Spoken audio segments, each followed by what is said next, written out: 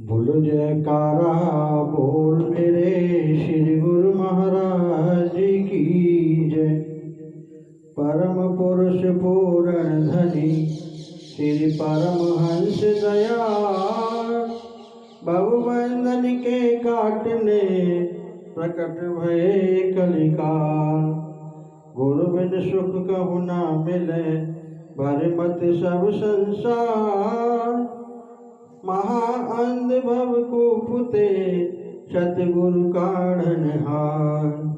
गुरु है सब कुछ जगत में, गुरु ते सब कुछ हो। गुरु बिन और जो जानही, भक्ति न पावे सो। गुरु बिन कौन बतावई, परमेश्वर का ज्ञान। जिन पायो सो गुरु ते, गुरु ही को कर ध्यान। जिन पायो सो गुरु ते, गुरु ही को कर ध्यान।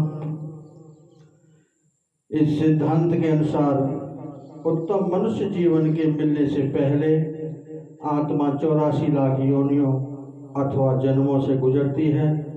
संत सहजो बाई जी ने अपनी एक चौपाई में प्रत्येक जाति के विभिन्न वर्णों का स्पष्ट उल्लेख किया है। वे इस प्रकार हैं। 9 लख जल के जीव बताए, बहुत जन्म इनमें भुगताए। पंछी जात कहीं 10 लाखा, आगों सू चली आई साथा। 11 लख क्रम कीट लखाऊं, जिमी माह जो चलत दिखाऊं। 20 लाख थावर विस्तारा, भर मत ही पहचिहारा। 30 लाख पशु जौन सुनाया, घनी बार सो पहरी काया। 4 लाख मानुखा देही, लख 84 यह सुन लेही। यह प्रत्येक जाति विभिन्न प्रकारों में विभाजित है। उदाहरण के लिए मछलियाँ कई प्रकार की, मगरमच्छ, तिमिंगल तथा अन्य जीव जंतु जो समुद्र में पाए जाते हैं वे कई प्रकार के होते हैं, लेकिन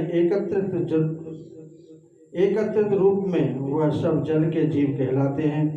अन्य जीवों के बारे में भी इसी प्रकार है। अचल तथा निर्जीव वस्तुओं के भी अनंत प्रकार हैं। व्यक्ति को कर्मों के अनुसार सब योनियों से गुजरना पड़ता है। जब तक वह भक्ति मार्ग को ग्रहण कर आत्मा को परमात्मा में लीन नहीं करता, तब तक उसके कर्मों का लेखा जोखा खत्म नहीं होता। इसलिए संत सहजो बाई जी कहती हैं कि ऐ मनुष्य, 84 की यातनाओं से गुजरने के बाद तुम्हें यह उत्तम मनुष्य जन्म प्राप्त हुआ है, जो सतगुरु के मार्गदर्शन के बिना यूं ही व्यर्थ व्यतीत हो रहा है।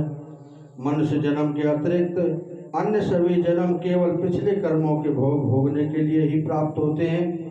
उनमें विवेक बुद्धि की शक्ति नहीं होती, इसलिए वे कोई भी कार्य अपनी इच्छा अनुसार नहीं कर सकते। मनुष्य जाति के अतिरिक्त उपरोक्त बताई हुई सब योनियां कर्म के नियमों की दृढ़ता के अनुसार केवल प्रारब्ध या भाग्य के कर्मों को भोगने के लिए ही इस संसार में आती हैं और किसी दूसरी जाति में शामिल होने के लिए ही इस संसार रूपी महान रंगमंच को छोड़ देती हैं। यह अनवरत चक्र तब तक चलता रहता है जब तक उनके सारे शेष कर्म क्षीण नहीं हो जाते। तब उनके अधिक विकास के लिए उन्हें मनुष्य जन्म मिलता है। लेकिन मनुष्य जाति के लिए नियम कुछ अलग हैं। अपने प्रारब्ध कर्मों को भोगते हुए वे अपनी प्रदत्त विवेक शक्ति का उपयोग करते हुए अपने लिए अच्छे और उत्तम क्रियमाण कर्म कमा सकते हैं। व्यक्ति के जीवन में अच्छे और बुरे प्रभावों के हिसाब किताब की प्रक्रिया भी कर्म है। सुख दुख, अमीरी गरीबी, रोग और स्वास्थ्य से ये सभी कर्मों का फल है तथा इनका हमारे वर्तमान तथा भविष्य के जीवन पर गहरा प्रभाव पड़ता है। यदि मनुष्य इसी जन्म में ही उसका हिसाब न चुका सका तो उसे फिर किसी भविष्य जीवन में चुकाना होगा। मनुष्य मृत्यु के मुख में चला जाता है, लेकिन उसके कर्मों का सूची पत्र नष्ट नहीं होता। सभी कर्मों का प्रभाव आत्मा का अपनी छाप बना देता है, जो मृत्यु के बाद सूक्ष्म तत्व को घेरे रहते हैं। मृत्यु के समय आत्मा स्थूल शरीर को तो छोड़ देती है, लेकिन कर्मों का हिसाब उसके साथ रहता है जब तक कि वह पूर्णतः चुकता न हो जाए। शम्स तबरेज कहते हैं, हम इस सृष्टि में रहते हैं तथा हम विभिन्न जन्मों में भिन्न भिन्न पहरावे पहनते हैं।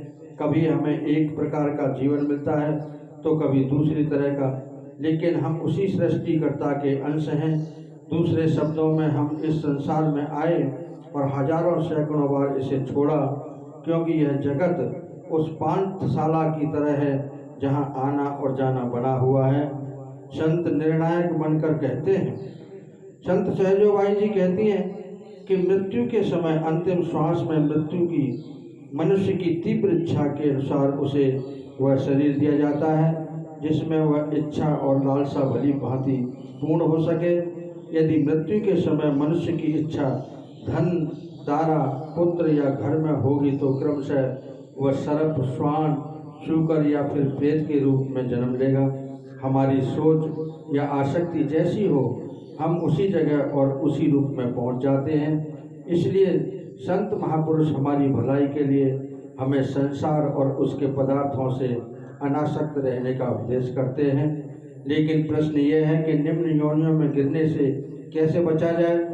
जब तक हम जीवित हैं तब तक हम किसी न किसी चीज़ की तरफ आकर्षित और आसक्त होते रहते हैं, जिसका अर्थ है कि कोई न कोई शरीर धारण करते रहना। एक शरीर छोड़ने के पहले ही दूसरा शरीर हमें पकड़ने के लिए तैयार रहता है। फिर इस दलदल से कैसे छुटकारा पाया जाए। भगवान श्री कृष्ण कहते हैं, वक्ते रहलत याद में मेरी झुकाता है जो सर, मुझ में बेशक वसल होता है वह कालिक छोड़कर।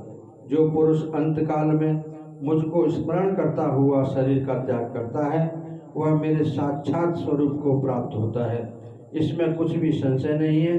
मृत्यु के समय जब आत्मा इस हाड़ मांस रूपी मनुष्य के ढांचे को छोड़ने को तैयार होती है, तब यह विश्वास करना तर्क संगत ही होगा कि उस समय इसकी जो तीव्र इच्छा होती है वह या तो इसके संचित कर्मों का भाग है अथवा वर्तमान में किए गए क्रियमाण कर्मों का भाग। अंत समय के निश्चित विचार आत्मा का भविष्य निर्धारित करते हैं। एक अहंकारी जो जीवन भर अपने अहम को संजोता रहा तथा अपने आप को शरीर समझकर केवल उसे संतुष्ट करने में लगा रहा, उसने इतने भोगों की लालसा एकत्रित की होगी कि उसे मनुष्य योनि से निम्न योनि में अवश्य आना पड़ेगा, ताकि वह अपनी पाशविक प्रवृत्ति को अधिकाधिक पूर्ण कर सके। दूसरी तरफ जब एक साधक को भोग लालसा तथा इच्छाओं को निरर्थक होने का ज्ञान हो जाता है, तब वह इस शरीर की गुलामी से छुटकारा पाने का प्रयत्न करता है और अपने वर्तमान पिंजरे से स्वतंत्र होकर निश्चय ही विकास की सीढ़ी पर ऊंचा चढ़ता है और अमर पदवी को प्राप्त करता है। यह कर्म सिद्धांत तर्क संगत ही नहीं अपितु दृढ़ता से वास्तविक जीवन में लागू भी है। हमारे सदग्रंथ तथा सत्पुरुषों की वाणियाँ डंके की चोट से घोषणा करती हैं कि मरते समय मनुष्य के अंतिम विचार ही उसके भविष्य का शरीर व परिस्थिति का निर्धारण करते हैं। इसलिए भगवान श्री कृष्ण जी जोर देकर फरमाते हैं कि अंतकाल में मेरा चिंतन करते हुए जो मनुष्य शरीर त्यागता है वह शाश्वत व अमर दिव्य धाम को प्राप्त होता है, जहाँ से वह वापस नहीं आता। हे कुंती पुत्र अर्जुन, यह मनुष्य अंतकाल में जिस जिस भी भाव को स्मरण करता हुआ शरीर का त्याग करता है वह उसको ही प्राप्त होता है, क्योंकि वह सदा उसी भाव से प्रभावित रहा है। जैसा विचार वैसा आकार, यह एक पुरानी कहावत है। विचार ही सभी कर्म करवाते हैं। निरंतर सोचते रहने से स्वाभाविक ही धारणा बन जाती है। इसी धारणा से पिछले ऐच्छिक विचारों व कर्मों के इतने गहरे निशान बन जाते हैं कि कोई भी नया विचार इसका मार्ग सरलता से नहीं बदल सकता। इसी ख्याल को ध्यान में रखते हुए संत महापुरुष जीवन में हमेशा ईश्वर नाम का स्मरण करने के लिए जोर डालते हैं ताकि मृत्यु के कठिन समय में मरने वाले मनुष्य के मन में केवल एक प्रभु का ही विचार हो, जिसमें वह निम्न योनियों में गिरने से बच जाए। इस बात की गलतफहमी नहीं होनी चाहिए कि जो कर्म एकांत में किए जाते हैं भगवान उन पर ध्यान नहीं देते और गिनती नहीं करते। जिस समय जब कोई व्यक्ति चोरी करता है या कोई बुरा काम करता है तो उसे लगता है कि कोई उसे देख नहीं रहा। संत समझाते हैं कि यदि तुम्हें अन्य कोई नहीं देख रहा तो मन की आंखें अवश्य देख रही हैं। अंतर आत्मा में झांक कर देखो कि यह बात सत्य है या नहीं। यदि हाँ, तो तुम यह कैसे दावा कर सकते हो कि तुम्हें कोई नहीं देख रहा। ईश्वर सर्वत्र विद्यमान है, वह साधु और पापी दोनों के भीतर एक समान है। इसलिए कोई भी अपने कर्मों के फल से नहीं बच सकता, चाहे वह गुप्त रूप में किए हों। इसलिए यह स्पष्ट है कि हमें जो कुछ भी मिल रहा है वह हमारे ही कर्मों की प्रतिक्रिया है, जिसके लिए किसी अन्य को दोषी नहीं बनाना चाहिए। सभी कष्ट, संताप तथा दुख जो मनुष्य को घेरे रहते हैं उनका मूल कारण यह है कि मानव के स्वयं को शरीर मान लिया है। जब तक हम शरीर तथा इंद्रियों के ख्यालों से ऊपर उठना नहीं सीखेंगे तब तक विषय भोग हमें सताते रहेंगे। एक कहानी यह बताने के लिए कि पिछली इच्छाएं किस प्रकार व्यक्ति का भविष्य बनाती हैं यहाँ प्रस्तुत है। एक बार भरत नाम के एक संत जंगल में एक वृक्ष के नीचे ध्यान में मग्न थे। जब वे ध्यान से उठे तो उन्होंने एक मृग शावक को अपने पास पड़ा हुआ पाया। उस मृग शावक को अकेला देखकर दया भाव से उन्होंने उसे खिलाया पिलाया। दिन बीतते गए और वे इसी तरह छोटे मृग शावक की देखभाल करते रहे। उनका ध्यान और एकाग्रता भंग होने लगी। माया ने अपना जाल फैलाना आरंभ कर दिया। अब उनका सारा समय उस छोटे मृग शावक की देखरेख में व्यतीत होने लगा। एक दिन उनकी अनुपस्थिति में हिरणी अपने बच्चे को ढूंढती हुई वहां आई और उसे ले गई।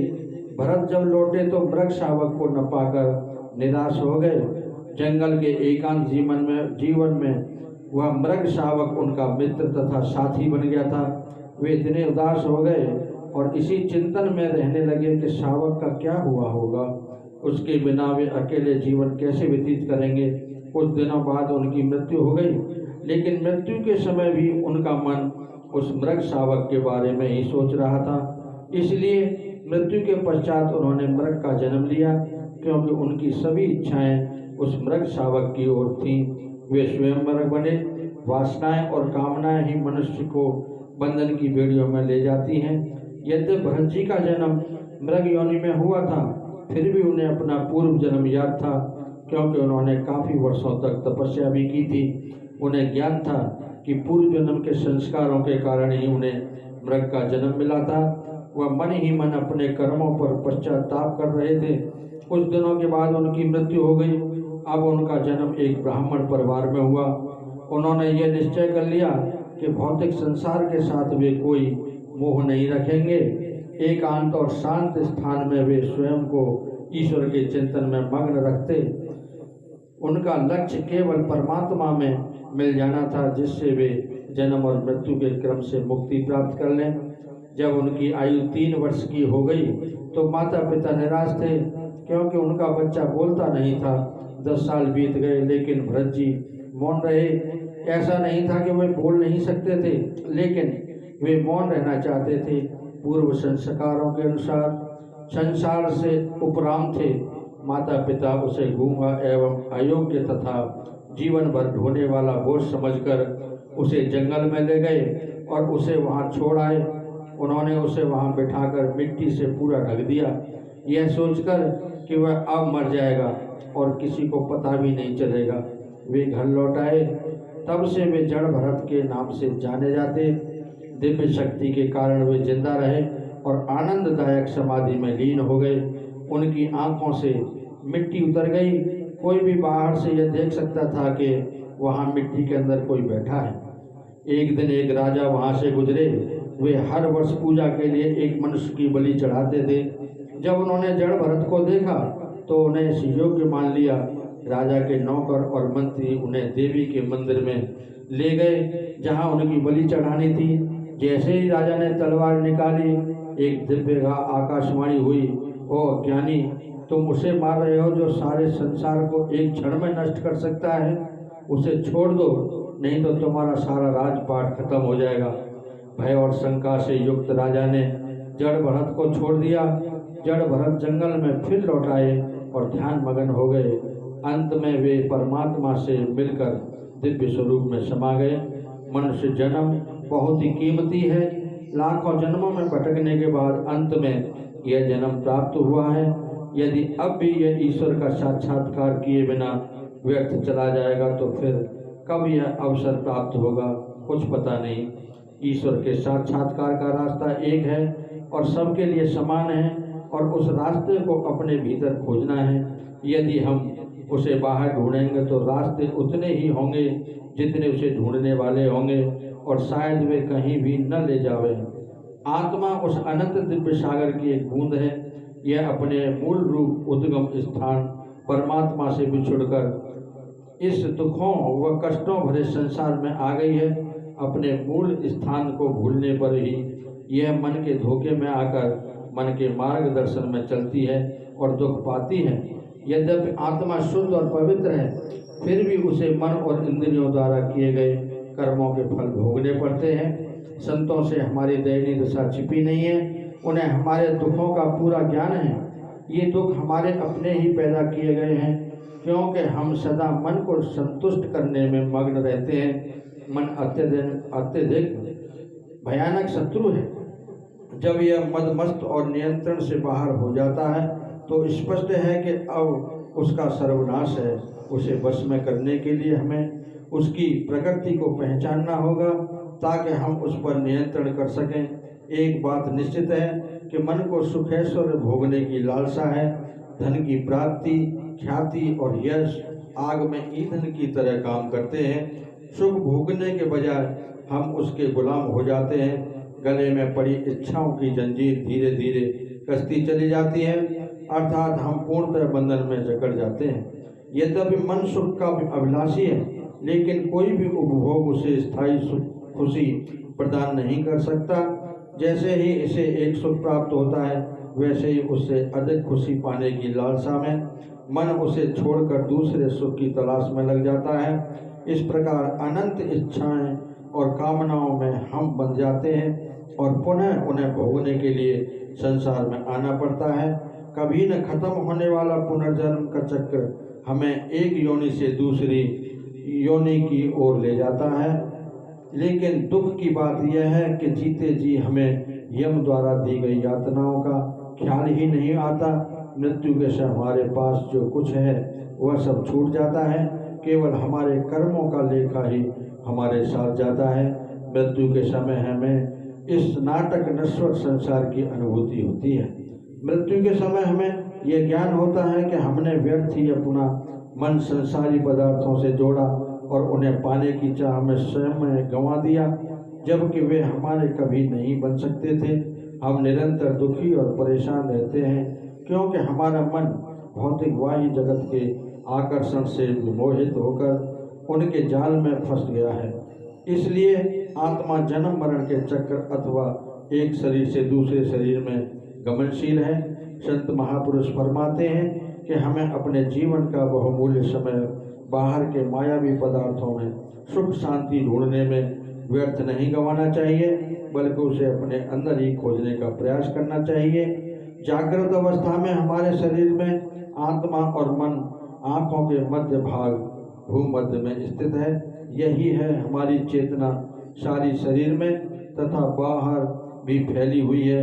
अंतर्मुख होने का पहला काम यही करना है कि अपनी सुरति को आँखों के मध्य में केंद्रित कर दो। यह साधन केवल सतगुरु की कृपा से ही सीख सकते हैं। प्रभु ईसा मसीह कहते हैं, शरीर का दिया आँख है, इसलिए यदि तेरी आँख निर्मल हो तो तेरे सारे शरीर में उजाला होगा। जब हम उस एक आँख को खोलने के योग्य होते हैं और अपनी चेतना को आँखों के मध्य में लाते हैं तथा हृदय मंदिर के भीतर का दरवाजा खोलते हैं, तो हम वह प्रकाश देखते हैं जिसकी सहायता से हम अपने घर का रास्ता निश्चित करते हैं और उस मार्ग पर चलते हैं उस प्रकाश को देखने और उस दिव्य नाद को सुनने से आत्मा मन के पंजे से मुक्त हो जाती है। जो अपना मन सद्गुरु को अर्पण कर देता है उसकी सब इच्छाएं पूर्ण हो जाती हैं। मनुष्य को इस लोक में शारीरिक निर्वाह करने के साथ साथ दूसरे लोक की भी चिंता करनी चाहिए जहां उसे एक दिन जाना होगा। यदि इस जन्म में अगले लोक के लिए कुछ न किया तो उसे बहुत पछताना पड़ेगा। इस अद्भुत लोक की यात्रा सबके सिर पर खड़ी है। ऐ अज्ञानी सावधान, मृत्यु छोटे अथवा बड़े किसी को नहीं छोड़ती। जग में हमारी आसक्ति है, हमारे जन्म मरण व 84 के चक्कर का कारण है, किंतु आसक्ति की डोरी इतनी मजबूत है कि कोई भी इसे स्वयं नहीं काट सकता। इतना ही नहीं, यह जीव काल के कब्जे में है और उसकी पकड़ में से निकलना बहुत ही कठिन है। कोई भी नहीं चाहता कि उसका दास या सेवक उसे छोड़कर चला जाए। इसी तरह काल भी जीव पर प्रभुत्व जमाने के लिए उसे धन दौलत स्वास्थ्य मान सम्मान देकर लुभाता है। ये सब प्रलोभन भी जब जीव को अपने फंदे में फंसाने के लिए समर्थ नहीं होते तब वह उसे अनेक प्रकार के भयंकर दुखों तथा संकटों से डराता है। यदि भक्त अपने सतगुरु के प्रति पूर्ण श्रद्धा विश्वास रखता है और उनके सिवाय किसी और का आश्रय नहीं लेता तब सतगुरु स्वयं उसके रक्षक बनकर मुक्ति का साधन दर्शाते हैं। कई बार प्रारब्ध कर्म इतने शक्तिशाली होते हैं कि जीव सतगुरु की शरण ग्रहण नहीं कर पाता।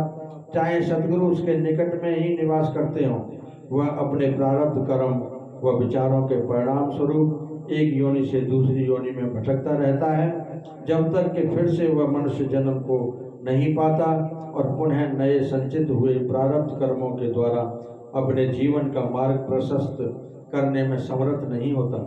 संचित कर्मों को मिटा देना साधारण जीवों के लिए अति कठिन है, इसलिए पुनर्जन्म का क्रम रोकना भी अति कठिन है। जब मनुष्य अपने कर्मों और सांसारिक इच्छाओं को सतगुरु की आज्ञा में लीन कर देता है, दूसरे शब्दों में हम कह सकते हैं कि जब मनुष्य तन मन धन वचन और कर्म से सच्चाई और श्रद्धा के साथ सतगुरु की चरण शरण में सर्वस्व समर्पण कर उनकी सेवा में व्यस्त रहता है, प्रभु की पवित्र याद तथा ध्यान में पूरी तरह अपनी सुधि बुद्धि खो देता है, तब उसके कर्मों का बोझ उठ जाता है और वह मोक्ष को प्राप्त कर परमात्मा से मिल जाता है। देखने में यह बहुत आसान तरीका दिखाई देता है, लेकिन करने के लिए यह बहुत ही कठिन है। अगर इस मार्ग पर कोई अटूट श्रद्धा और अविचल विश्वास से आगे बढ़ता है तो वह अवश्य ही अपने लक्ष्य तक पहुंच जाता है। संत महापुरुष साधकों को यह उपदेश देते हैं कि आत्मिक उन्नति का मार्ग अपनाओ, सतगुरु की आज्ञा अनुसार सुरति शब्द योग का अभ्यास करो, जिससे तुम्हारे संचित कर्म खत्म हो जाएंगे और सब प्रारब्ध कर्म भी उनकी कृपा से दग्ध हो जाएंगे। फिर और कोई नए कर्मों का बोझ नहीं रहेगा, क्योंकि भक्त के प्रत्येक कर्म सतगुरु को ही अर्पित होंगे। इस प्रकार तीनों प्रकार के कर्म सतगुरु की कृपा से पूर्णतः नष्ट हो जाएंगे। यदि इतना काम एक साधक कर सकता है तो शेष सब संभाल सतगुरु करते हैं।